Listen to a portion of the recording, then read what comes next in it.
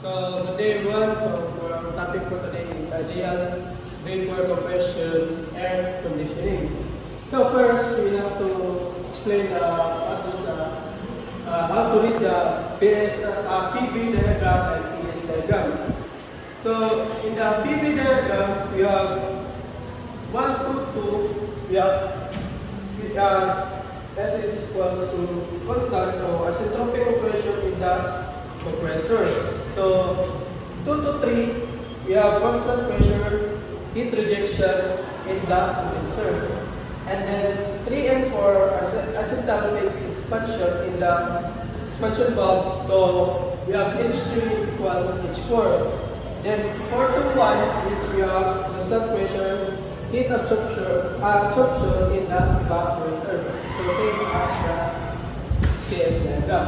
So in the problem 1, we have an ideal cycle. This is R1348. So the evaporator temperature is negative 10 degrees Celsius. So our H1 is 144.5 kilojoules per kilogram, and the condenser pressure is 0.8 megapascal, and then the H2 is 273.7. Then our H3 is 95.5 kilojoules per kilogram. So in this problem, the required quantity is the COP. So our solution is we have the UN equals H1 minus H4. Remember is the 3 and 4 is equal. So we have the 95.5. So we have 244.5 minus 95.5 kilojoules per kilogram. Then we get the 149 kilojoules per kilogram UN. Then next is we have WN, then H2 minus H1. So we have substitute the given value. So we have 273.7 minus 244.5. Then we get 29.2 kilojoules per kilogram. Then we have the CP.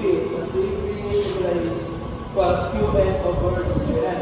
Then we have 149 over 29.2. So we get the 5.10 COP, coefficient of performance. So in the problem 2, a system must provide 5 tons of refrigeration. So in 1 ton we have 3.15 kilowatts. Then our H1 is 250 kilojoules per kilogram, and H4 is 100 kilojoules per kilogram. So the required of this problem is mass flow rate. So first, we have to convert UN, we have 5 tons times 3.5, so we get the 17.5 kilowatts. So in UN equals mass times H1 minus H4.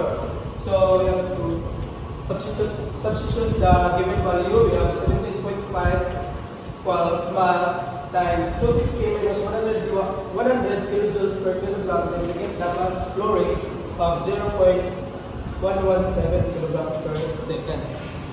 So that's it.